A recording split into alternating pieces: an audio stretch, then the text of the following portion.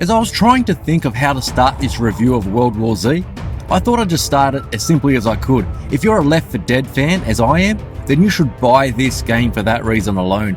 It fills the void when developer Valve seems to struggle to count to 3 for several of its huge game franchises. World War Z wears its influences on its sleeve and wears it proudly, but whereas the game could have been seen as a complete knockoff of Left 4 Dead, it's more of a homage to the game that helped make it a reality.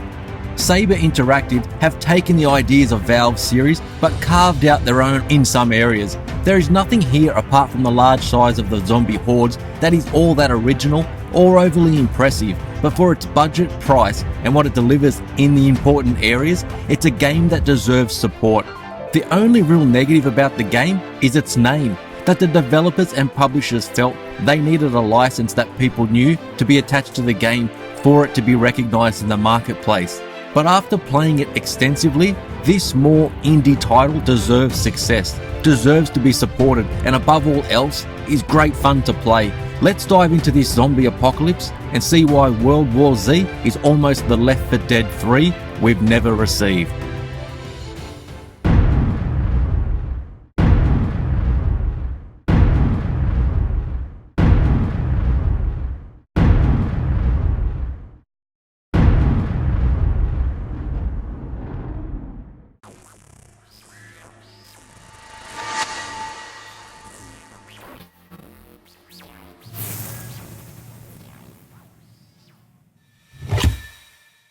First up, I won't be discussing the Epic Store versus Steam and will only be focusing on the game itself.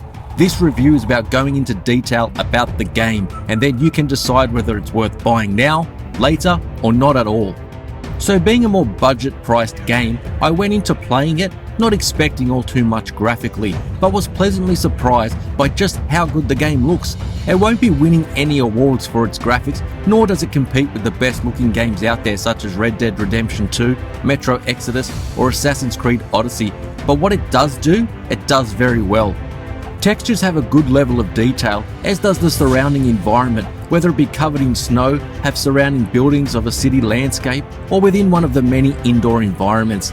Cars that are scattered around can lack some detail which can make them look a little bit too simplistic, but they get the job done, especially for a non-AAA title. The lighting can be quite impressive sometimes, whether it be outside at both day and night, or whether indoors where the environment may be darker but have areas bathed in artificial light. I expect great lighting these days in games, but it's good to see smaller developers go that extra step to add the subtleties and the little details that can bring a game much more to life. Character models are also equally impressive, with each sporting a great level of detail in their faces or in the many different types of clothing and gear we see on our player character and the allies. Weapons are given that same detail when aiming down sights. I'm also happy to say that World War Z ran fantastically most of the time, with only some issues which I'll get to later playing on the Xbox One X, no matter how many zombies or effects were being pushed on screen. Such an important element with these types of games, and worth any visual trade-offs that may be necessary in order to deliver such great performance. One area which could have used more work would be when using explosive weapons though, such as the grenade or rocket launchers, or items such as frag grenades. The impact or destruction that you would expect when using these just isn't there, with each of them feeling underpowered, but they also lack great sound effects to accompany them. This is where I wanted to hear a loud boom as zombies will go flying everywhere, but it's just not there. But let's talk about the most impressive aspect of the game, and that's the zombie hordes you'll be facing off against. When speaking of this, I'll get into the AI as well, but saying that these zombie hordes are impressive is a little bit of an understatement. When first seeing hundreds of zombies all charging for you and your team, I couldn't help but think that this is one milestone where I wanted modern gaming to get to.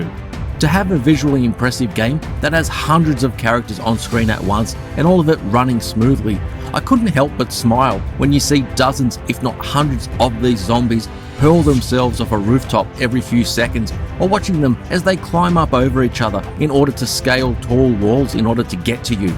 I found it even more impressive when the landscape was more open, when you're able to see much more and much further, and then you watch this landscape become filled with hundreds of zombies all charging for you. And charging is exactly what the swarms of zombies do, but there are other types that mix up the gameplay as well. Anyone familiar with Left 4 Dead will notice the similarities. We have the Screamers, who will constantly make other zombies go after you until you kill them. We have the Hazmat Zombie, who wears a noticeable yellow outfit, but who will release a cloud of toxic gas where they are killed, which can damage the player. Then there are the Creepers, who sit silently and wait for players to come close before jumping on top of them and pinning you down. And lastly, we have the Bull, who will charge you or your allies, pick up the player and repeatedly slam them into the ground until they're dead.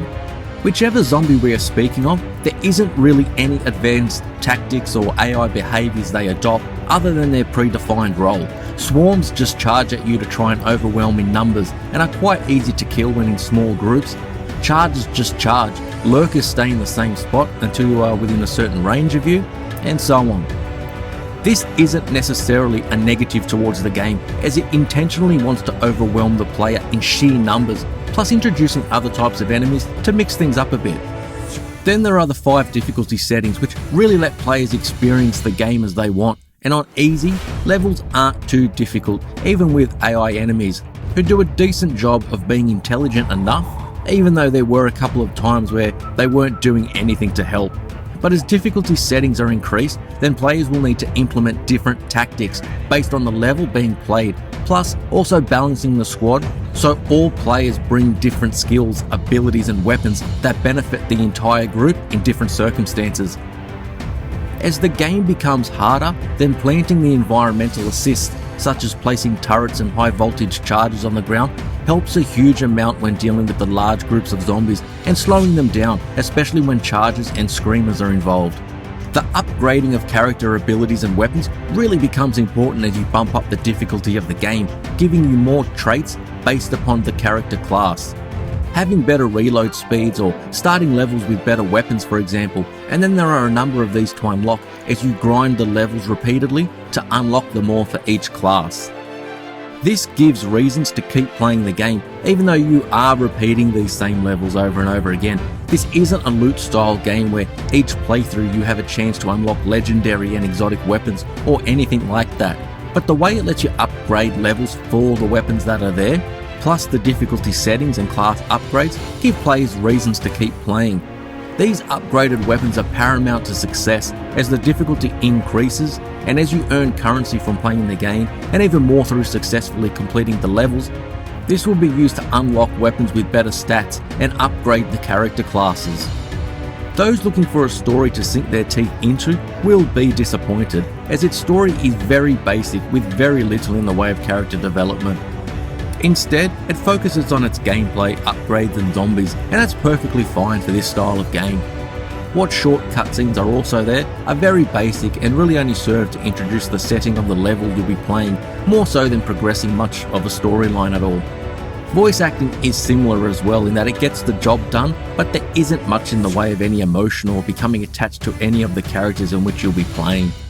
In terms of complaints, I did run into some performance issues which required me to hard reset the console.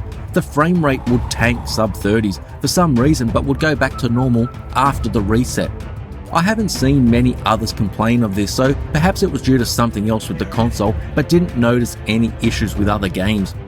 In terms of the 10 plus levels you'll be playing, each was fun, even though there weren't many that really stood out to me as something great or memorable, so hopefully they can be improved upon, with some offering more puzzle elements in the future, or other ways to mix up gameplay and make each differ to each other. Hopefully more levels will be released for the game on a regular basis, with the introductions of more weapons as well. Overall, World War Z offers a lot to fans of Left 4 Dead, and at a cheaper price as well.